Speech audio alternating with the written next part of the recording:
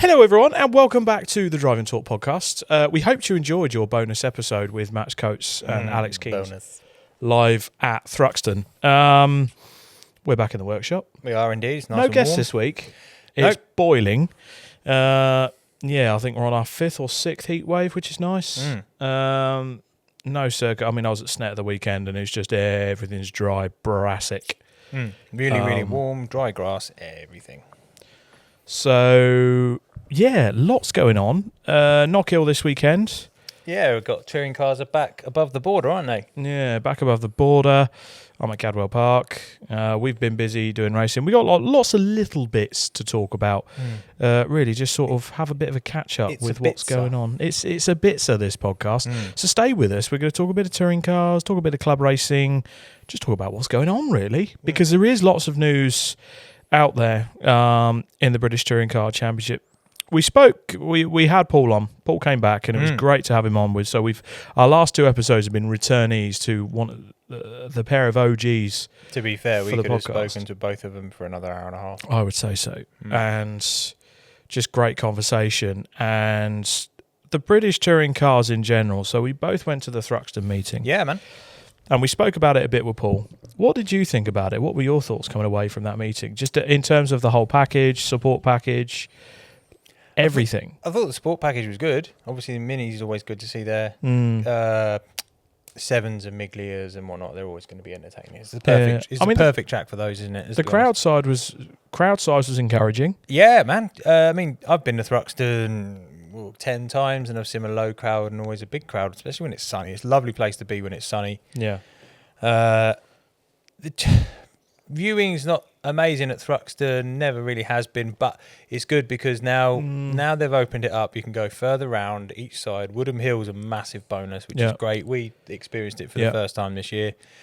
Really, really enjoyed that part of it. It's good to see the cars working, coming in when they've been flat out for so long, and then hard on the brakes and making it work through a chicane. Yeah, really, really good. It's much better to understand. So that was good. Carrera Cup, good as usual. Was always good. Great to see Max get a win. I love Carrera Cup GB anyway. So it's always entertaining to watch. Touring cars was a little bit processional, which was annoying. But I think that was just the characteristics of the track, wasn't it? Yeah. And how I still stand the development of the cars, especially NGTC, has gone so far now. Yeah, 100%. So apart from that, I enjoyed it. I thought the meeting was good. It was good to catch up with some people we haven't seen for a little while. It's good to speak to people that we hadn't spoken to before about this and other things that are going on. There's stuff in the pipeline. So it's good to meet these people we've sort of had correspondence with. Yep. So that was nice. It's always nice to be in the Graves marquees, having a chat with those guys. Always so welcoming. They've been a great team to me over the years. Yeah. Just a great family. Nice to finally meet Sam in person. Yep. He is smaller than you said. A bit shorter. Yeah, it's just nice to be. Do you know what? He is the guru. I mean, that's Nelson King's Championship, Alex Keynes, the mini drivers that he's ended up, that have been under his wing and that have been champions. That guy, he is a guru. He's very, very good at what he does. He's such a likeable guy as well. It's great. Do you know what I've really missed? And I didn't realise I missed it just quite as much until I was actually there with him. When you're there in the paddocks after your sessions are all done, and you know what, you're just having banter. It's great fun. The usual sort of chat that we all have, ripping the shit out of each other. Yeah. The nicknames is just fucking brilliant. Yep. Like honestly, it's great. But it's all taken in jest. There's nothing nasty about it. It's great. The community. Do you know what, right? We all need that, and it's good to... And Paul spoke about that as well. It's in anything, whether you fuck around with road cars, you go to supercar meets, whether you're in a race paddock, anywhere. If it's to do with cars and you are part of that community, it is probably one of the best things ever. Yeah, honestly, it's great. And you just see... Do you know, it's just nice to be there. It was humbling, like you said, to see the amount of people that sort of knew us. And very much so. I was really taken aback by that. Yeah, watch us two idiots on a sofa talking bollocks about motorsport and cars. Yeah. Which was kind of nice. But the nice... never feel like you can't approach us, even if we're deep in conversation. We're usually chatting shit. Very much so. So, yeah. If you come over with a beer in your hand... Even better. Exactly, winner. Yeah. Winner. But we like a beer too. Just remember that. Yeah, well, you like a cider, don't you? I like a cider. Fruit-based drink for the lady. But I genuinely, and we took the piss about it when Paul was here, but my sort of reaction to the feedback we were getting and the people that were just approaching us, it was a little bit daunting, and at the same time, very, very sweet. Yeah. I mean, you know me, I'm an emotional Viking, which was actually a term coined by our good friend Sam Pearce. And yeah, it was just a very humbling experience. But I think touring cars in general, you can say what you want. Everyone keeps going to, I want it to be like Supertouring. You're never going to get manufacturer-backed support. You are never going to have it back like it was in the 90s. The money's not there. No, the money's not there. Do you know what? As big of a community as the British touring cars is, I don't think the demand for it is there. No. The car market is nowhere. You do not win on Sunday, sell on Monday. That's not how it works anymore. Everything's online based anyway. Yeah. Motorsport is just... And we're not racing electric vehicles from China. Exactly, and the Chinese market and the way they've come in to do things as well. So the world is completely different. To be honest, I think we've also had peak NGTC as well. Yeah, I don't disagree with you on that. I still think it's got its place though. It is doing a job. Yeah, don't get me wrong. I'm not saying the formula. This Pepsi's made me quite gassy. I'm not saying the formula is bad. Other soft drinks are available. Yeah. You can buy yourself a Coca-Cola or a Dr. Pepper or whatever. Don't care. But I'm not saying the formula's bad. But I think NGTC probably had its peak era when you had Neil and Shedden in the Hondas, Andrew Jordan in the Pertec Hondas with Jeff Smith, because Jeff Smith was quite that around that time when you had the 1 Series BMWs as well, when you had cracking car. Turkington, Collard, Prio came back when the Powermax Astras first came in. Plato was in the MGs first. That to me. Yeah, around that era, you did have some manufacturers like you used to remember Honda used to come and they turned up and they had their display. MG turned up with and even Tesco and KX Academy were doing stuff there. Yeah, at the track. And that was but to remember the reason Honda had a factory team is they were still building cars in the UK at Swindon. Yeah, and we're lacking that, aren't we? And we always at the time remember people looking at how we're going to get Nissan involved, and they never kind of came back in, even though we had the plant over here. So. Unfortunately, those days are gone. Yeah, the landscape's different now within the car market. This is why they had to open it up the way they did to allow different versions from different countries, a bit like what we had with the Focus now with the Saloon. You need to allow that in. Yep. Which is fine. Because what it does, it's a well-needed improvement to the sport. It's, slight variations of the models. And, it's just a bit of common sense. It's the economic climate we're currently living in. It's not just motorsport, which is the problem, or TOCA. It's the economic, everything that's going on around us, cost of living, everything else. So, and a lot of the sort of the fan feedback you'll get now is all on social media. We don't really use fan forums anymore. In the good old days, they'd shout it from the grandstands, or they'd go down and speak to the teams. That wouldn't. I think we kind of wouldn't be a bad shout. I know we had it at Goodwood, which was the fan zone. Yeah. Which if you had. We do have a fan zone at touring cars, don't we? Which is usually sort of a trade area. Yeah. It would be quite cool, I think, if they had a stage or somewhere, not just that manufacturer's drivers, because that's not possible now. We don't have Honda, BMW and everything doing their own stands. If you had a quick fit stand or whatever, and you had some of the drivers in, you could do a quick Q&A. No, the problem you got is it's busy over a race weekend for those guys. Yeah, well, they've got 3 races on the Sunday, but they've also now got the qualifying race. Exactly. So if you did maybe something on a Friday, it gives something to those guys that are also coming in from Thursday night. Some of them potentially early doors Friday to camp. This stuff's all going to be covered on social media. Unless you do something on the Saturday night. The Saturday night will be cracking. You got to remember, though, some of these guys, as we know, you can be deep into a debrief about stuff that's gone on. So if it's sort of fluid and you allow it to have drivers that are available, you could have those conversations and you can voice your opinions, have that fan zone, a Q&A, just something to engage and get people's ideas and feedback. I mean, I thought Thruxton did a cracking job there with the live band on outside the... that was very good, outside the clubhouse. There's team managers and drivers, they come and have a beer. This is one of the great things I've always experienced at Thruxton. You have them turn up and you look around and you've got Adam Moffat with a beer next to you. She's like, this is great. You know what I mean? So yeah. Although he wouldn't now because, well, it'd have to be alcohol-free beer, you know what I'm saying? it was. Yeah. Yeah, it was zero. He Yeah. bought his own. So, but just a Q&A, just as something a little bit more engaging with the audience, with the fans and stuff. Yeah. I think that might be a good way of doing it. It might be. The reason I mentioned the social media is because the one thing that social media can be is extremely negative. You're never going to please everyone. And I know. as soon And as I people asked, get behind a computer, they get all big and ballsy. And I wanted to ask the question about the British touring cars in general, because the amount of negative comments that have come out. I mean, we haven't spoken about it in the last 3 episodes yet. So the Power Max Junior has been launched. Yeah. And we looked around the prototype, and it is very much an finished prototype. I like what they did, the fact that it wasn't finished. They haven't covered up. So go to a point, right? So you and me had a walk over. You and me were walking over. And there was some people walking away. He goes, it's fucking shit. It's not even fucking finished.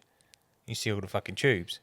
Right, that's cracking to me. You can see the engineering. As someone that's actually actively involved in motorsport, not just a fan who sits on the bank and watches and spending their money, everyone's entitled to that opinion and stuff. Yeah. But it was good for me to be able to see what the chassis design is, how the tank's mounted, how the diff's mounted, what shock absorbers are going to be used in the mounting point. So then you can kind of gauge what sort of adjustment these are going to have. Yeah. The seating position, the engine position, all of this was all visible and not tucked under essentially a facade. Yeah.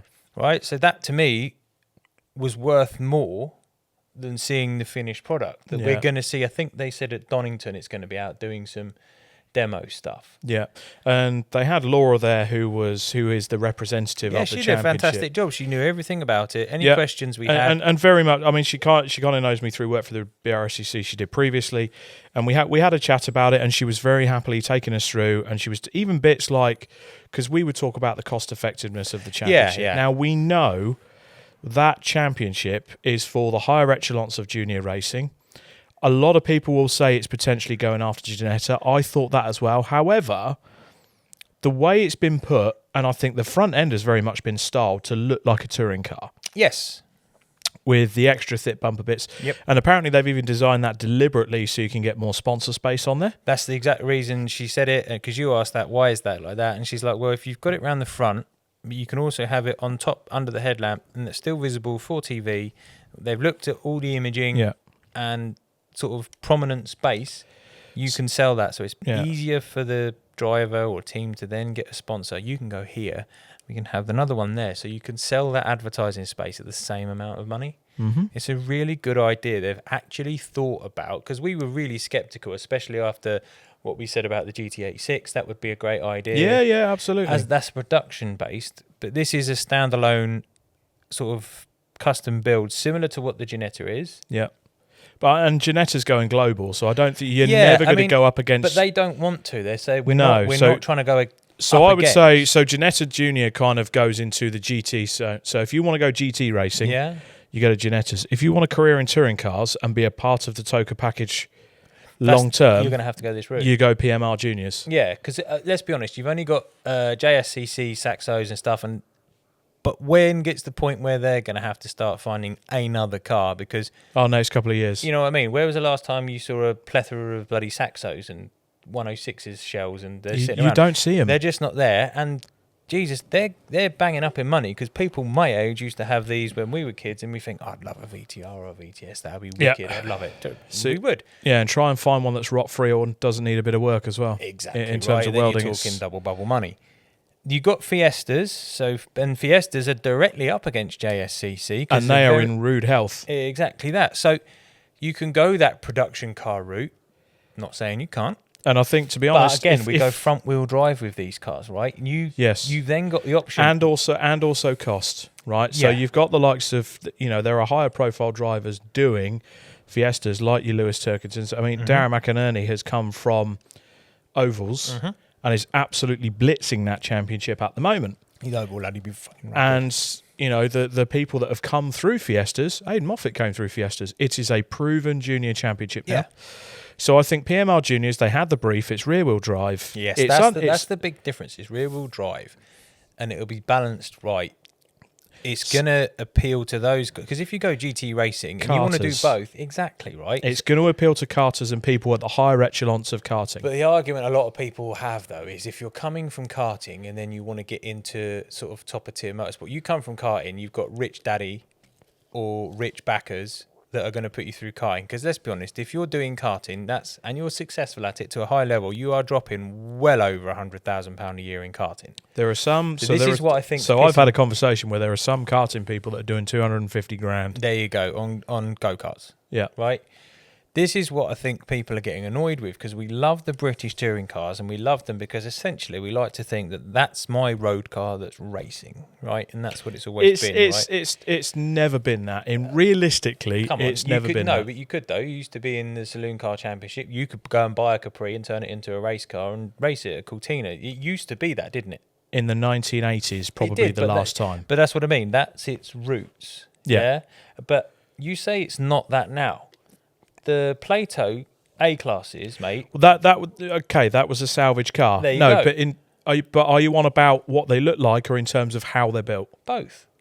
Essentially, mate, they're not standalone one-off cars. These cars were at one point. They're not. But the current cars now, you then buy the kit. You've got the front and rear clip, haven't you? Which you buy. And yes. That all becomes part of it. They're really, really expensive to make. But Yeah. essentially, they all start life as a shell, whether that be a brand new shell from the manufacturer or whether you buy a salvage car like Plato did and save himself a load of money. Yeah.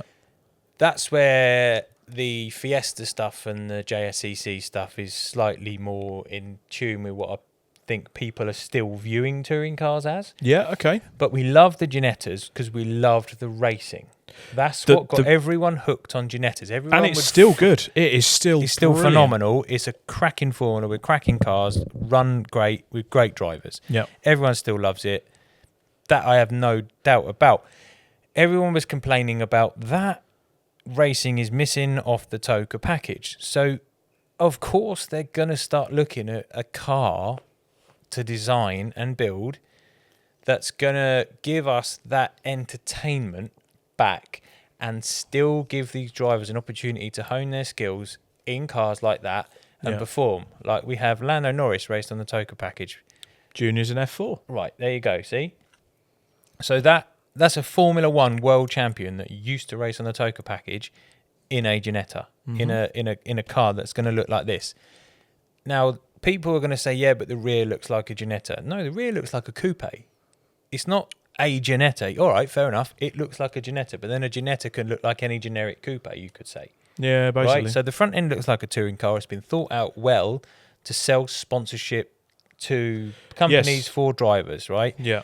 Now, the rear is done in such a way, as Laura said, people looked at the whole rear as one shell. Now, that is the very first mould, wasn't it? As she said. Yeah, so it's we a have prototype. to make it like that to then be able to break it down. So you can buy a rear quarter, a door, a wing, a bumper, a bonnet, a boot lid, a rear bumper. Yeah, because they make one big mould and then they section it. Yeah, exactly. So all of this will be... So then that becomes cheaper again. They're thinking... They've pre-thought this out, which is what the thing that impressed me quite a lot was the fact that they went, what's going to be more appealing? Like, you can just buy that quarter panel. Yeah. If you damage it. I mean, if you damage one on a Mini, you've got to buy another quarter panel, take it off, weld it back on, glue it, whatever there's things with the bloody repair. But if you compare it, you can't really compare it to a Mini because, well, Mini Challenge prices are a bit higher than we thought in terms of the control kit and stuff. But we can touch onto that, can't we? Because we had that conversation with Adam. So let's move on to that if you want. So because essentially the Mini Cooper Challenge is kind of going to go up slightly against a junior. Juniors are for younger though, aren't they? And then you can move into that's Mini between Challenge. 14 and 17-year-olds. So, but you look at Mini Challenge Trophy. Well, Alex's dad, like he's completely honest with us, showed us around the car, and he's like, "What do you think of the £300 shitbox?"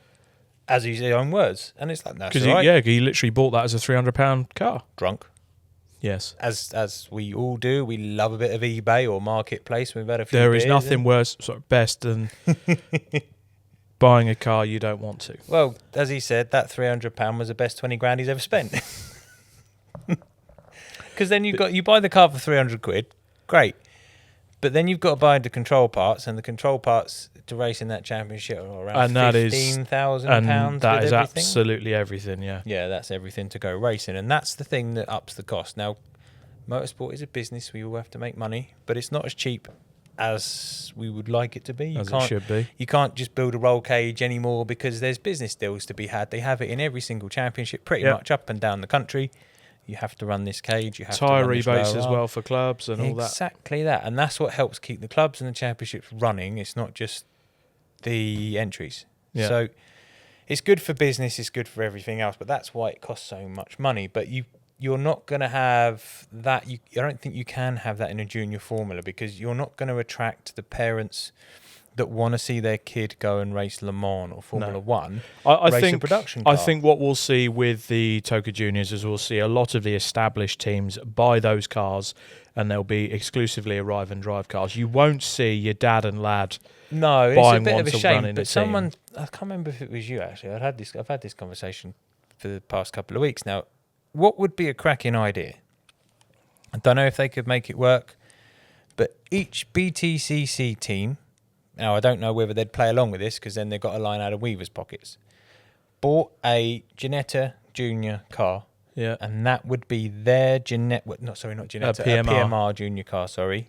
That would be their youth development program, and that was backed, and it looked like the touring car.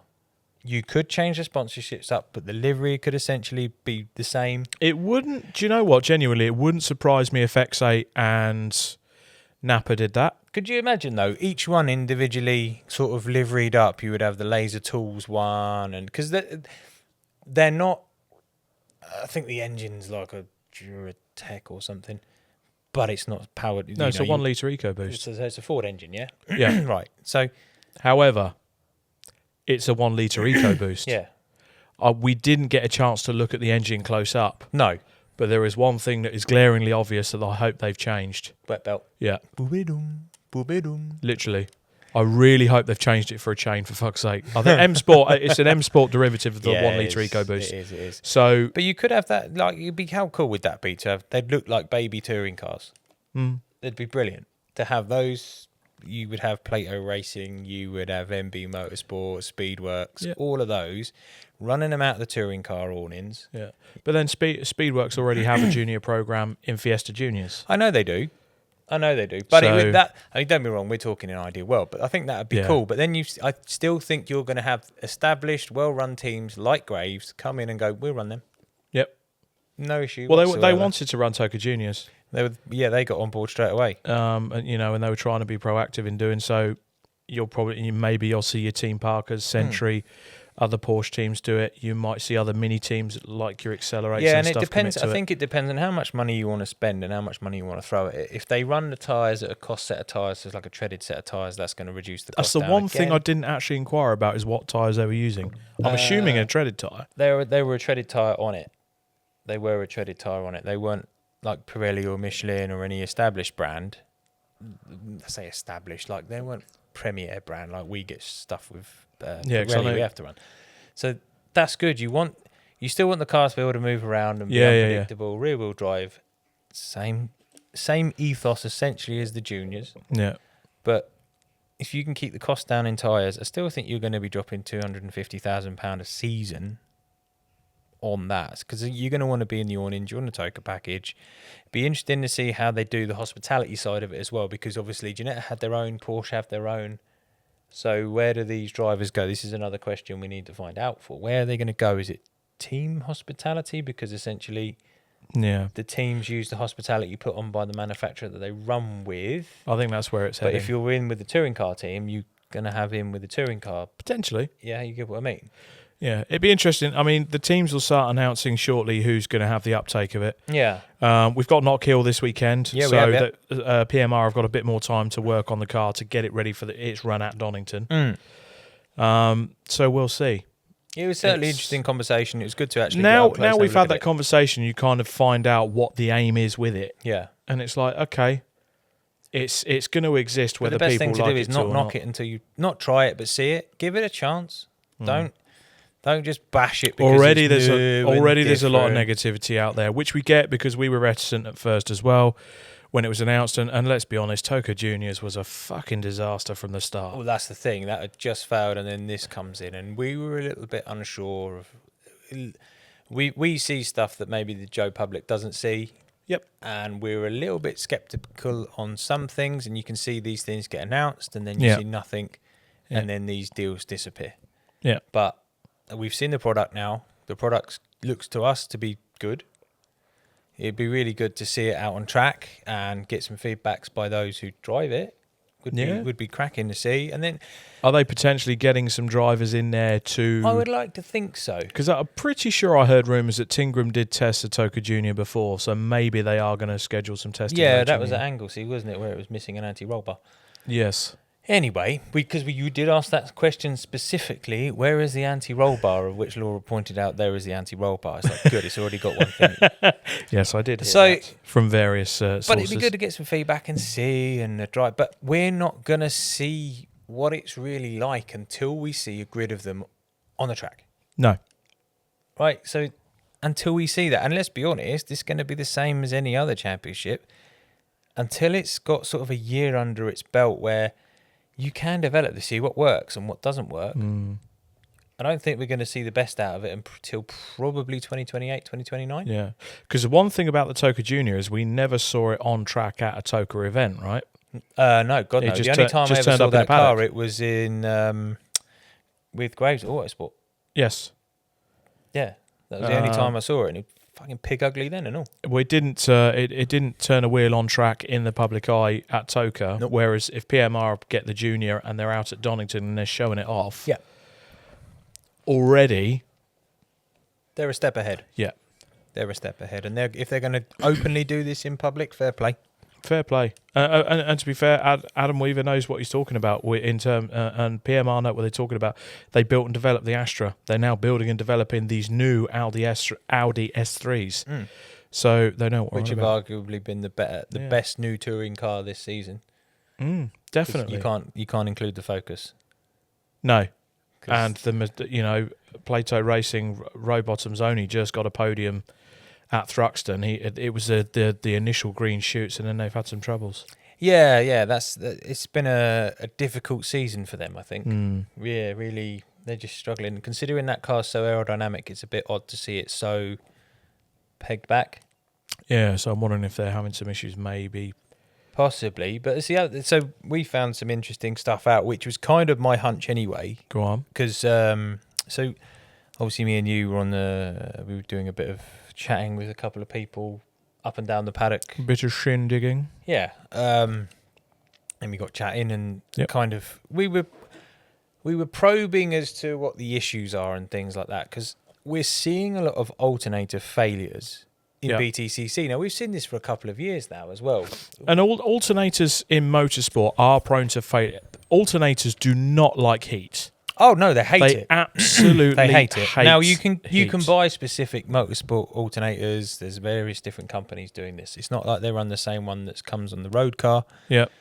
So there's a thing we used to knock around in the ovals. Now I've been racing minis. I've heard it in circuit racing as well. Right. So it's been, which is one thing you do. So, excuse me.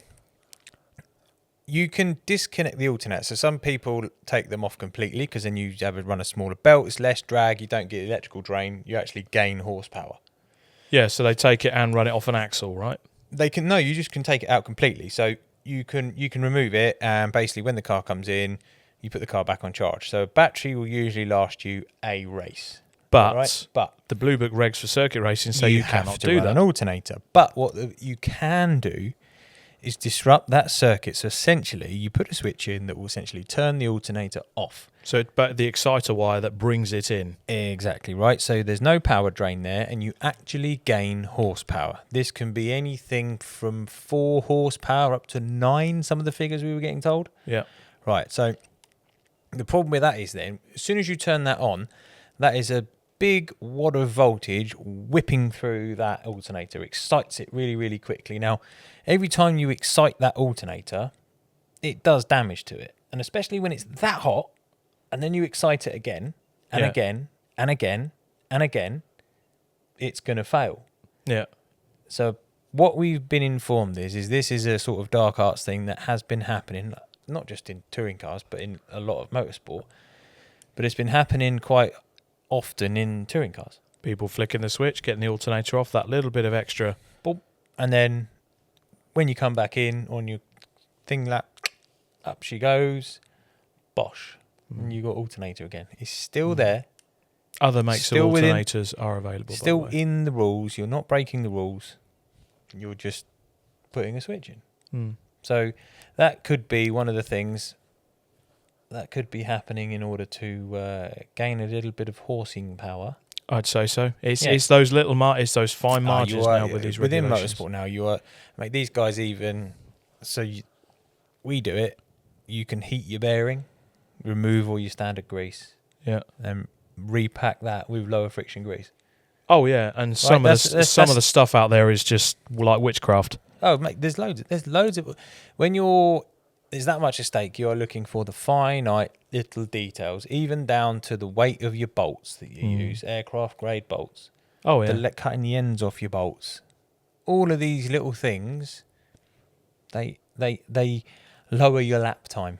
They can make the car handle better. They can give you more power when you need it. Yeah, there's so many little tricks.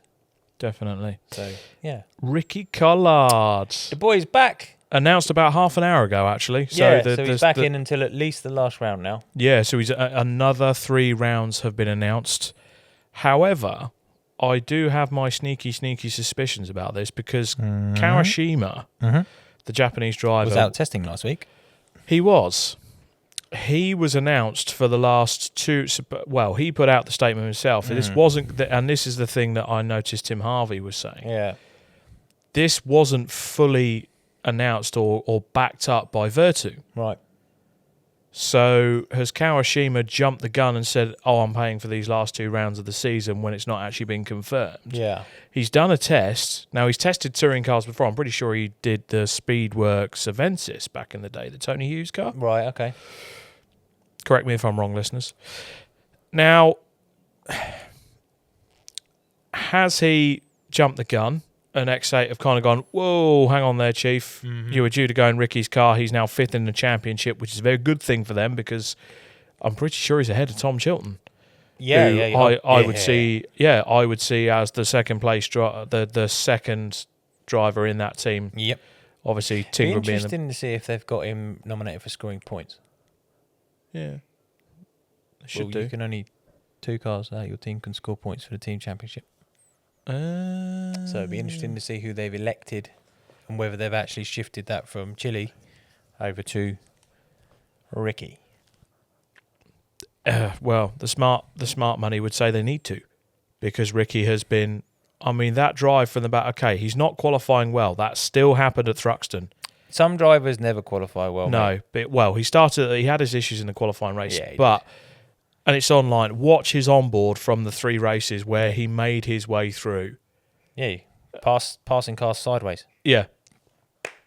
No fucks given. I wonder if he's still in his child seat. I think he's screaming. Screaming in Senna's seat, or did Senna nick that back for Thruxton? He might have done actually. Actually, on that, well done, Senna Proctor. He did a mega job. Bloody hell, he was good. Fuck me, that boy can pedal. Yeah. And best wishes to Sam Osborne. I hope he's actually. Yeah. I think it was just an illness, wasn't it? Picked a bug up. Yeah. So best wishes to Sam Osborne. But the fact that Proctor's come in for 1 weekend, he's got more points than Lewis Selby now, which you feel bad for Lewis Selby because I don't think Selby's doing that bad a job. But I think it's his first touring cars. It makes different gravy. It's a tough. big jump. It is tough. So, I hope we see Lewis Selby get a result in the second part of the year because purely from the selfish point of view, as I said, he'd get a win this year and I don't want to be proven wrong. But, yeah, Ricky Collard back. Got some small sponsorship. Team Sport jumped on board. Yeah. Initiative with that. So well, it was Team Sport were with him for the last round, but from what I was reading, I think it's Collard Group, so have lumped him. There's 2 other companies as well that have lumped him to get him through the next 3 rounds. So it's good to see because I don't think there's more of a deserving driver than Ricky. It's the feel-good factor with him as well. Oh, mate, yeah, and Heller are going to be over the moon because they're going to keep selling headlight bulbs. Yes. Yes, outstanding. Hopefully we see a bit more of that at Knockhill this weekend. We've been a bit busy, haven't we? Yeah, we've been doing some stuff. But it was good. It was good. It was good to see him come back through. It's good to see him coming back on the grid for the rest of the year, up to the last round, obviously, because that's not announced yet. We haven't had... do you know what? It's quite refreshing to see that we don't have the driver merry-go-round now. Since they brought in the rule. Yeah, it's hard to see where that was being caused. I think X8 learnt the lesson last year with the Bensley crease debacle. Because I felt for Ryan, because I think Ryan got some shit. He did. And Creasy got some shit. Yeah, they both did. They both did. Creasy will be back. If he gets the budget, Creasy will be back. We know that anyway. And I can exclusively reveal... Yeah. Ryan Bensley is going to be on the couch of the sharp-dressed man is coming on. I'm hoping to God he brings his race suit. He's bringing the picture. What picture? He is bringing the Days of Thunder Josh Cook picture. We need that as a poster. Yeah, we're gonna have that. No, we definitely need that as a poster. We need that signed. Okay. Someone needs to do a trailer. Yeah. An AI trailer of Josh Cook as Tom Cruise in Days of Thunder. I think that would be brilliant. If there's anyone out there that's good at AI, hit us up. That would be Clark. Who would you could have Ash Sutton as Rowdy. He probably could, to be fair. Yeah, it'd be great, wouldn't it? So good. Yeah, who would you have as the team manager? That would be good. We're going right off piece now, but that would be great, wouldn't it? Jason Plato as team manager. I reckon he could be a used car salesman. I'm eating ice cream. No, that's Harry. Oh, yeah. Harry Hogg. That's got to be Tony Carosa, I think. Yeah, definitely. Yeah. Definitely. But yeah, we're going to have Ryan Bensley on the show in a couple of weeks, and I'm really excited about that because he's a great character. And and I know him through. He's obviously been a great sport in C1s, won lots of races, and is he the most successful touring car driver in C1s? Yes. Fair. Beating Josh Cook, Jade Edwards, Ingram. Yeah. Pedigree, mate. That's good. We've got Cookie coming on soon as well. Spoke to Aaron yesterday. The different Cookie, Saturday. The Aaron Cook. Aaron Cook. Yeah, not the Josh Cook. Not the non-ginger Cook. The non-ginger Cook. Yeah. So, we'll have Aaron Cook coming on as well. So we've got lots more guests lined up for you. Don't worry about that. Bit of news from club racing that's actually a bit seismic. 116 Trophy, which are massive grids. Huge grids. They're moving from the 750 Motor Club to the BRSCC. I had a sneaky little suspicion this would happen. You did mention this, I think, earlier on in the year. After the 24 hours, and I think the reception of some of the teams and the organisers that were there, Mark Bate did come down and he had a look at his teams and he looked at the 24 hour and he, I think genuinely he enjoyed himself and he thought, I fancy a bit of a change. But, very classy in his statement. He feels they're going to go out on a high with the 750 Motor Club. And fair play. So the coupes are going to go in with a BMW Super Cup and build that grid up, and then you've got the 116 Trophy, which is another great endurance championship, of course, joining the C1s and Fun Cup on the BRSCC portfolio. So there's another. BRSCC's growing. They're getting the. They're one of the biggest in the country. Let's be honest. Yeah, they're starting to get. It'd be great though, as we said before. And before anyone says, "I know I do coverage from your bank," I don't care. That's only because you got offered that work first. To be fair, though, isn't it? Yeah. Yeah. Yeah, 750 buck. Where was your offer? No, exactly. BRSCC looked after us. Yeah, MSV need to do something with theirs because the live stream this weekend for the Porsche Club was rubbish. You weren't happy, were you? No, I don't know who was directing it, but it wasn't the best. It just wasn't. Alpha did a better job than the last live stream I watched with the C1s and stuff. Alpha Live did a better job. Alpha Live and Digitex are some of the best. They did a cracking job, and that's not anything on the. Not bad. I don't want to slate anyone really, but you know what? The racing was exciting further on down the grid. I was there. I was watching it, and there was stuff going on that was just plainly missed. And it was annoying. Steady. It was annoying. Steady. Well, what were you doing at Silverstone this weekend? We were actually on the pit wall for the first time this year. Yeah. We got asked if we could run a AM Championship car in Boxster. So I had a friend of mine who I've known for nearly 10 years, Julian, who's Julian Dye. His son Charlie's currently leading the Championship, doing a brilliant job. Yeah. So Charlie started with Sandown Motorsport. His first ever race was in a C1, of which he rolled on his in-lap. Good lad, Charlie. After driving into the wall in the pits. We've Good all lad. got to start somewhere, but that lad has he's come on a fucking long way, so I'm really, really proud of Charlie. But so his dad's raced in Boxsters anyway in the AM Championship. Used to race Ferrari Challenge. JD just goes out there and enjoys it. He's one of those. He's always happy until he's not, and you know it when he's not. But he's always happy. Always got a smile on his face. He just loves motorsport now, and he's in it, and he wants to race with his boy, which is brilliant. It's a lifelong dream of any man that's got a son to do something with his son. You know, if you've got kids, you just want to do stuff with your kids and make them happy. So there's a couple of issues with his cars. I won't get into that. I got a phone call saying he's borrowing my car. Can you jump in and run him for him? No issues whatsoever. So I brought the car over. Hadn't raced since last year, so the like extinguishers out of date, harnesses out of date. There was a couple of things. Literally had sort of a day and a half to prep the car, load the car, get it up to Silverstone. All done, no issues. Did testing, perfect. JD being JD, 8 o'clock in the morning. I want new tyres. Mate, you got half hour and you're down in assembly and tyre app's not working. Crack on, son. Running around like a blue ass fly and whatnot. Got him out, had a decent qualifying. I think he qualified P4, which he was really happy with. Starts directly behind Charlie, so he's like, "Fuck, can you watch me get him?" Fuck, it's great. Brilliant. Really good first race and put it over the line. P2, his first ever podium. Did a fucking brilliant job. Over the moon. So pleased to give a driver their first win, especially we just sort of bit up against it.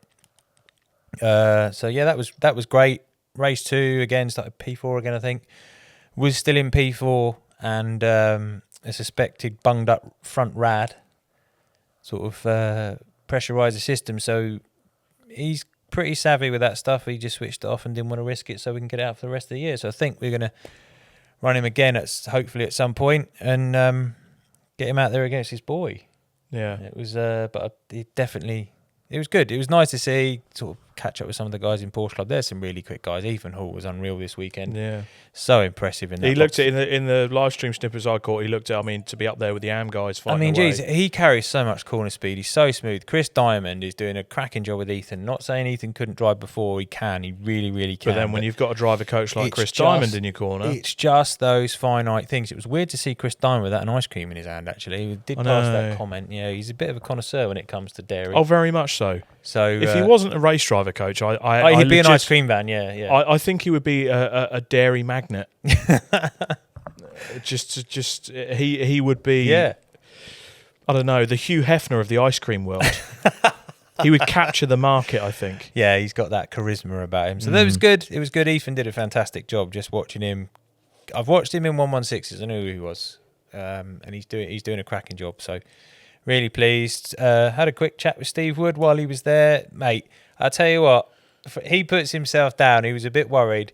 He did all right from what I was watching. He can pedal. That old 996 had no right to be battling up there, and he was hustling that round. He was having a good time, bless him. Yeah, so Steve, that was even though you're an old boy and admitting he's like, I'm not worried. He's just there. He's again another guy there. He's always just got a smile on his face, happy to be there. It's the same in the C1. When I saw him in the C1s at Donington, just big smile on his face. Yeah, so good. So no, that was, you know what, that was good to see. Nice to see. Just, you know, it's nice to actually go back into a paddock where you've been out for a little bit and just be welcomed back in. Yeah.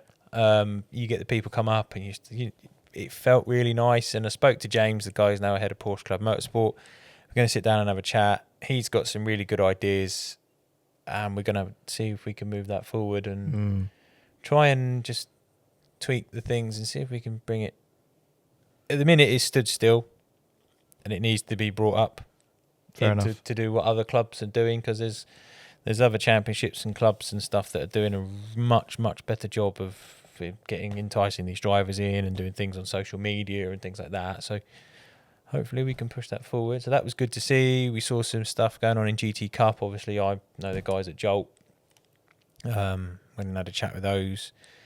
and hope we've got introduced some drivers in that might actually get out. Well, hopefully Aaron Cook can get behind the wheel of the McLaren because Rupert can't make it. No. Rupert's got some stuff going on. He can't make the last few rounds. So they were after a driver. And let's be honest, we've all seen Aaron drive, and kid got skills. Oh, yeah. Yeah.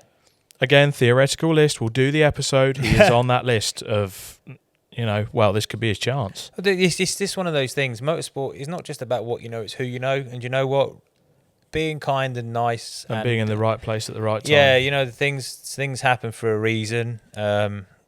We've obviously, if you've seen Aaron's reels, C1s sideways at Spa and stuff, the guy's still rapid. And then the legend, good. Now, the kid, you know what, he can pedal. And he can. Sometimes you just need the opportunity, and I'm happy to help anyone that I think is deserving. Oh, yeah. And so it's good. Hopefully we get to see him in a GT Cup car. That would be fantastic. So good. To be honest with you. So good. Did you miss it? Oh, as soon as I was with a friend of mine on the pit wall, and as soon as they started quali, I was like, I miss this.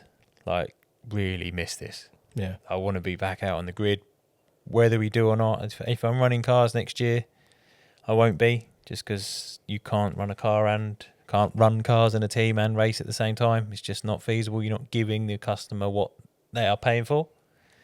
So the Boxster might have to go and find a new championship to go and race in, or I might have to go and do something to go race in. I don't know yet. We'll have to see. Certainly, we'll make some plans and go ahead. The good thing is the Boxster is quite a versatile little race car, so there's a few that it will slot into. People take the piss out of a 986 scoring the hairdresser's Porsche and stuff, but I tell you what, that chassis on those cars are fucking exceptional. They're brilliant. Such a pliable car, mid-engine. If you've never driven one on a racetrack, even driving one on the road, a well-done one on the road, but on a racetrack, those things are fucking awesome. Honestly. Put them in the wet with the right tyres on. You'll play around with 996s and 997s all day long. It's been proven. So they're a cracking car. Yeah, I love them. Brilliant. I'm going to race you in it. That bloody Focus with the Eco Boom. Yeah. That's fair enough. I want to give you a pop, and I want to give Dan as well. Mr. Cogswell in that Almera, I want to give him.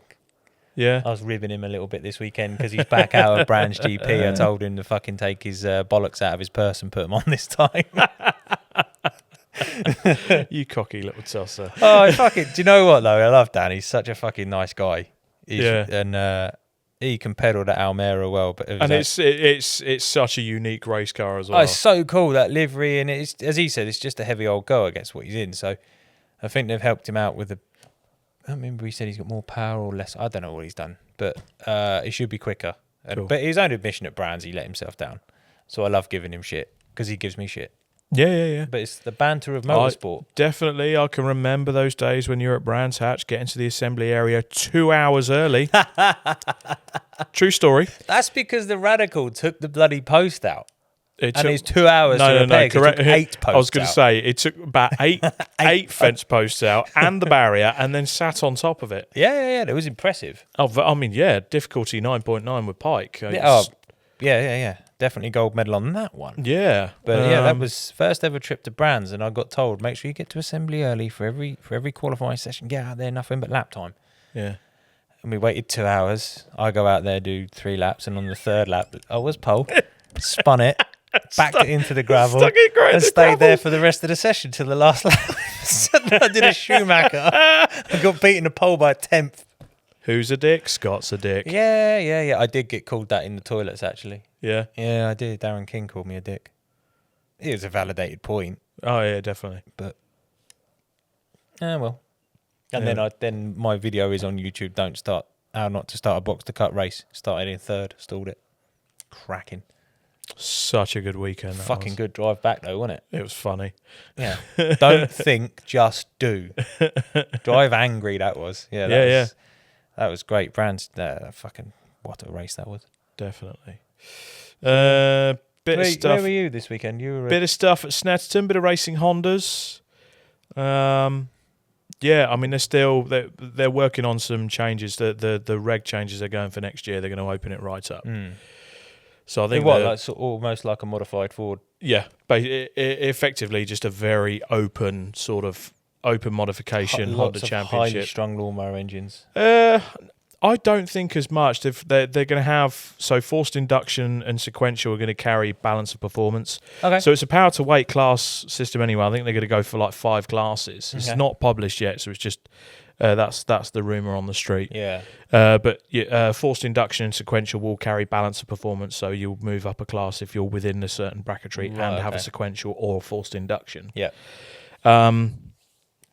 But I think it's what it needs, and the driving talent they've got in there at the moment. I mean, Fraser McNeil and Bob Barron are absolutely unreal. The Kiltic K-Swaps boys. Do you not proper think, though, if old they school start doing EGs? This, do you not think though? Because obviously, it comes down to a budget thing again, though. Because there's some really, really, really good drivers in racing Hondas, as there are in mod Fords. But it comes down to a budget thing. No, because I think a lot of the guys in racing Hondas are detuning their cars to get them into the regs at the moment. Right, okay. So basically what you do, and Hondas don't like being detuned. No, they do not.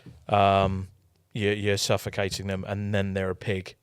So I think if you release the shackles a little bit and you allow them, you give them a bit more breathing room in a bigger top class, as it were. Yeah, and there's already interest from drivers that want to come in. Okay. So... Well, is it... Because I'm a bit... green on the Honda stuff. So is it just all Civics and Integras, or have we got some bigger stuff out there? We got any S2000s or anything? Yeah, you've already got S2000 Cup cars in there. Oh, wicked, cool. So I think a few of them are going to end up getting K-swapped as well, because they're a bit of an easier engine to get hold of than the F-Series engine. And more cost effective. So I think what it's doing is it's going to open it up. I think there's a Civic Del Sol out there, which is really... that's cool. There was one in Time Attack at the weekend, and it was good seeing that going around. You know what, right? I remember... The Del Sol, they always came in a fairly cool colour, the blues. Yes. I used to have a really, really tall 6'7" music teacher, right? Mr. Charlton. He was 6'7", ginger with a big beard, big northern guy. He used to drive a Del Sol. Very cool. Yeah, like the guy from The Simpsons, like this. All 6s and 7s trying to get out. And then literally, you couldn't park next to anyone because his leg would fucking come right out like that. It's like, it makes me laugh. I always thought they'd make a cracking little race car. Yeah. But it's the whole paddock in general. It's still getting used to that a bit, because obviously it's a very different paddock. It's not a traditional race paddock, so it's very much the Time Attack paddock. It is a massive modified car show.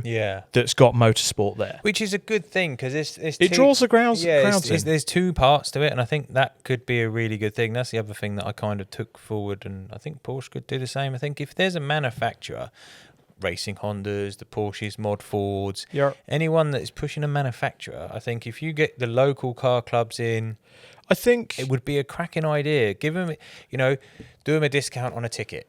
Yeah. Or if you're bringing a car in, the person driving the car gets in for free, and then the tickets are sold for, or whatever. You know what I mean, right? I think that's a cracking idea. You're bringing people in that are genuinely interested. They do it with all the car club stands anyway, and they have the Obsession car show there. And then you have the Drift Club that comes there, the Drift Pro All Stars, that they come in, so it kind of brings some of the Drift fans in as well. So there's something there, a bit of something there for everyone. Yeah. And in the racing Hondas, it just so happened this weekend that was the only sort of tin top door banging action there was, and then you have Time Attack, right? Okay. Which is everything from your pro class mental cars like Luke Sejakovsky's Honda NSX. Yeah. Mitsubishi Evos that have got more power than the SpaceX performance rocket. Cars are still in there, aren't they? They weren't there this weekend, but they dip in and out. Yeah. And they're just unreal machines. But then you've got everything down to a road-going car. So you've got Mr. Dyson, who's there in a standard Porsche that he just literally puts his number plates back on at the end of the weekend, drives home. Cracking. So... And then you've got your traditional sort of pocket rocket Fiestas. There's a couple of K-swap Saxos there. There's bits of everything. So it is... Time Attack needs a bit of work, a bit of fettling, and I think Paul McCurlin, who I know, who's coming in, he's doing a bit of fettling, and just bringing the championships up to where they need a bit of tweaking. And he did great things with the BRSCC when he first came in 7 or 8 years ago now. Yeah. So I would say trust the process. The proof in the pudding will be next year, and I think it will deliver. Yeah. And I think the racing Hondas will... I mean, it was strong racing at the weekend. Didn't quite have the numbers, but... it was also August. You're in the middle of school holidays, so there were drivers that weren't there. Yeah, there's a lot of that, and that's gone on thing. And speaking of sort of low numbers and school holidays and stuff, unfortunately, Cadwell had to cancelling. Well, Equip did, didn't we don't know why they had to. We're speculating. We're speculating. So there was a statement, a very brief post that went out from Cadwell Park, and it was Equip or Equip, and they had a meeting at Cadwell Park cancelled. I think it was a one-day meeting anyway. Yeah, but it was just very blunt. And there's nothing from the organiser. No, there's nothing. We haven't heard any more or anything else. And we've had a look. I'll have a quick look now, actually. But I've checked a couple of times and I haven't seen. Which, to be honest, all it does is fuel speculation. And it's not the right of, you have to inform everyone. What's going on, and they're but probably again, worried. You're not going to keep doing stuff if it's not going to make money. You can't do it as a loss leader. It's a business at the end of the day. Yeah. And if you haven't got that many people coming through to compete, you're not going to have that many people come through to... Exactly. But all the notice was from Cadwell, I've got it here, the Equip Classic Racing meeting scheduled for Cadwell Park this weekend will no longer go ahead. Please do not travel to the venue on Saturday. Yeah. All other events are proceeding as planned. So I think they had 750 Motor Club there on the Sunday. Yeah. So read into that what you will, unfortunately, because normally their social media is absolutely thriving. I mean, Equip Classic Racing were posting...